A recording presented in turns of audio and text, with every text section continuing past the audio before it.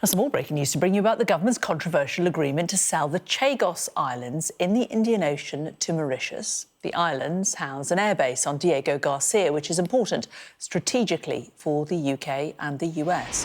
Well, let's head straight to Westminster and our political correspondent Liz Bates. What's developed, Liz?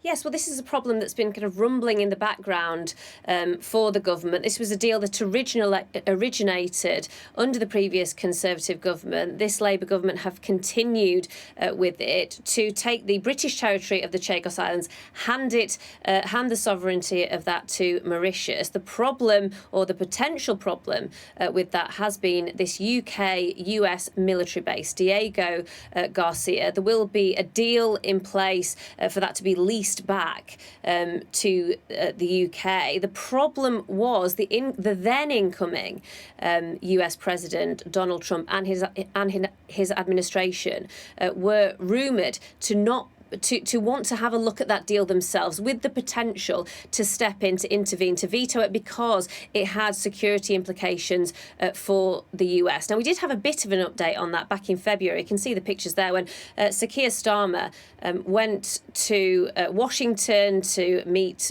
with Donald Trump at that very memorable meeting. There was some discussion of this issue at that meeting, and Donald Trump said at the time, which I think the UK government took to be very positive, that he was inclined to back the deal, but it wasn't seen as a 100% stamp of approval. Well, we have had a bit of an update on this today from Number 10. They are keeping their cards a bit close to their chest on this. They don't want to outright come and say Donald Trump has approved this deal, but what they do say is we are working with the Mauritian government to finalise this deal.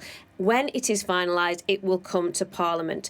So we can infer from that because Number 10 say this is not now going back to the White House, going back to Donald Trump, that it has been signed off in Washington, and now they are only dealing with Mauritius. Now, there are further stages to this because, as Number 10 have said today, it will then have to go before Parliament. There is also the issue of the cost of this deal. There will be firm opposition to it here in Westminster, but the significant stumbling block of potential opposition from the US President Donald Trump, it looks like that has gone away, and Number 10 will feel that that is a significant win.